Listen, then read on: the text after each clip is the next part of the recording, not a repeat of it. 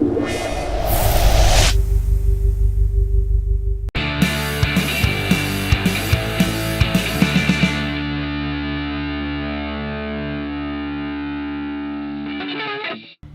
Impossible Fallout is the newest installment in the Mission Impossible franchise, the 6th movie in the franchise, and it stars Tom Cruise, Alec Baldwin, Henry Cavill, just laundry list The whole of crew's actors. back. The whole crew's back, exactly, with some newcomers.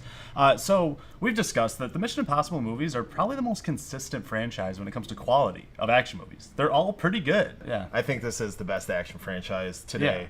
Yeah. I mean, even we were discussing about which ones we thought were the best and the worst of the franchise. Even the ones at the bottom of our list aren't that bad. No, they're not. It almost seems like it's got the Fast and the Furious thing going where it just kind of keeps getting better as they keep going. Or at least it fluctuates, but it's never that bad with the Mission Impossible movies. So do you think that this one stays within the realm? Yes, absolutely. It's kind of weird how just, even though there are very similar, not only story elements in all these movies, there are also like scene and even action sequence elements. I think that it's pretty incredible how, even though they revisit some of these things, some of these character tropes, some of these character reveals where it's, you can't trust anybody in these movies. Someone's always pulling off a mask. Yeah. They keep retreading these things, but it still feels fresh and it still like kind of gets you. There are times where they still pull off the mask. I'm like, oh! I know, yeah. And I know I shouldn't be. I'm like, come on, someone's wearing a mask, but no, they still pull it off. Yeah, I agree. There's a lot of twists and turns in this movie that I was like, oh, no way! Like, it is weird that they can keep doing this and keep entertaining us with like very similar or very familiar formula. It's also, there's a quality to it because it carries a theme. You're right, this one seemed very self-aware of the other ones, so there was a lot of throwbacks, callbacks, but this is, I feel like Ethan Hunt's character goes through different arcs in every one, and in this one, to me, it was a very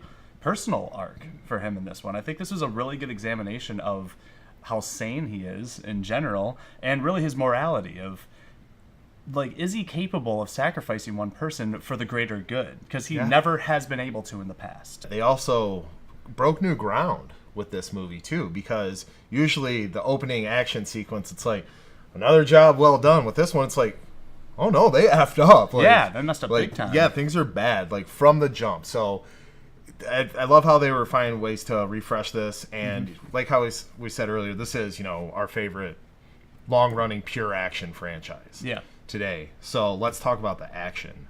Yeah. I mean, we've had some really great moments from Ghost Protocol, even the last one, Rogue Nation. Rogue Nation had some good moments. So how do you feel about the action in this one? This one, I felt like it was so much action. There's a lot of set pieces, a lot of really standout moments for me, but nothing as spectacular as in the fourth one. I don't think anything's ever going to be able to top that for me. At least the building scaling scene. You know, I think that's like the biggest they've ever done, and it's something that just is really hard to top. But in this one, I thought the action was fantastic. I was on the edge of my seat for quite a bit of it, and I think it's probably my favorite hand-to-hand combat scene is in the bathroom scene. I think that's my favorite fight scene, hand-to-hand, in any of the movies. Yeah, that hand-to-hand scene with Henry Cavill and Tom Cruise. Totally worth it. It's awesome, yeah. and it's amazing how much they're able to get with, and like, upping the intensity of the violence, the brutality of the violence, and still keeping it PG-13. Yeah, because there are some moments where like there are some really hard hits. Yeah, and you, me, a bunch of other guys in the theater doing that. Yeah, doing that reaction.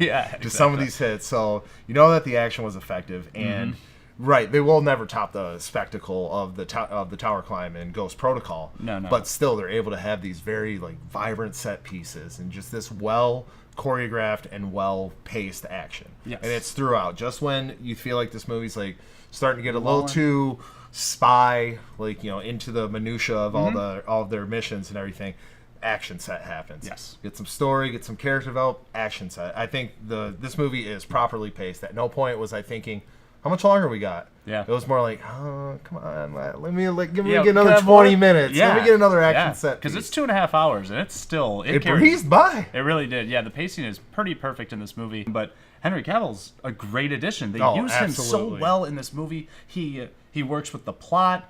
He's a great actor, and he is just a beast. This guy is a monster and a force to be reckoned with, and I think that he was probably the best addition of this movie, of anything. I think he was probably the best part of this film. I 100% agree. Henry Cavill was my favorite part of this movie, and there is a lot to like about this movie. Not only with the action, but you're right what you said earlier about how they did a deeper examination on Ethan Hunt and like his morality and the way he's been going about things. So it's pretty amazing how 6 movies in, they're still able to put him through an arc. They're still able to start him at point A and get him to point B and be different at the end. Yeah, I'm really glad that they let Vig Rhames have some more screen time in this one. His character gets to open up a little bit more. He almost has a really effective emotional scene in this film as well that worked. I thought he was really, really good, and you don't get to see a lot of his character in the other ones. And this one, I'm glad they gave him a little more screen time. And of course, the character of Benji is... he's the comic relief, but Simon Pegg is hilarious. Let's talk about the tech a little bit. I feel like the Mission Impossible movies fluctuate a little bit in this too. What I loved about the 4th one is none of the tech worked. It just kept breaking down. Part. It was so cool, and they had to improvise. And in this one, they ride a nice balance of it working, and then through circumstance getting, messed up, and they can't use it anymore. So I think that, once again, you said they keep taking like little pieces from all the other ones, and they use the best parts of the 4th one as well, where sometimes the tech doesn't work and they have to improvise in this. And that's what I love about the Mission Impossible movies. It's like this tongue-in-cheek thing now where it's just like, we just gotta improvise. I'll figure it out as I go. And this movie is pretty much just figuring it out as they go along. And I love that part about it. Yeah, there is no unearned moments in this movie. From the emotional scenes with Ving Rhames to the action set pieces. Even though this is the 6th movie in the franchise, of course you expect Ethan Hunt and the team to make it out clean in the end. At the climax, when they're fighting and someone's got to get to this detonator to stop the big bomb and everything, he's gonna get to it. But in the moment, you're scared. You don't scared. Of course, in the back of your head, but in that present moment, there's that little bit of chance, because there are moments in this movie where it's like, all right, the danger's coming towards someone. And it's like, oh, they'll get out of the way. It's like, no, sometimes they don't get out of the way. Sometimes these characters get hurt. Yeah. Sometimes when you think like, oh, he's going to get out in the nick of time, like, no, these things crash into each other. Yeah, people die in this movie. But I really don't have much bad to say about this movie. Do you have any flaws? Not really. No, it's kind of... Yeah, and of course, this is the walking out of the theater effect, where on a first pass, there are no apparent flaws because you're so locked into the movie and you're enjoying, your time with it. What a fun ride. Once again, I mean, 6 movies, 22 years in, and they're still pulling it off. Yeah, I agree. This was a really, really fun ride. I really enjoyed pretty much every single moment of this movie. I was enjoying all the way. Buffs. Okay, Nate, I think it's fair to say that they delivered again with the Mission Impossible franchise.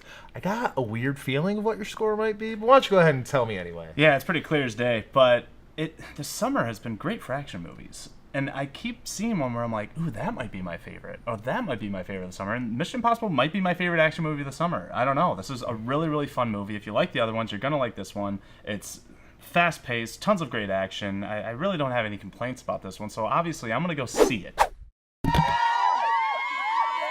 Yes, I also will give this movie a see it.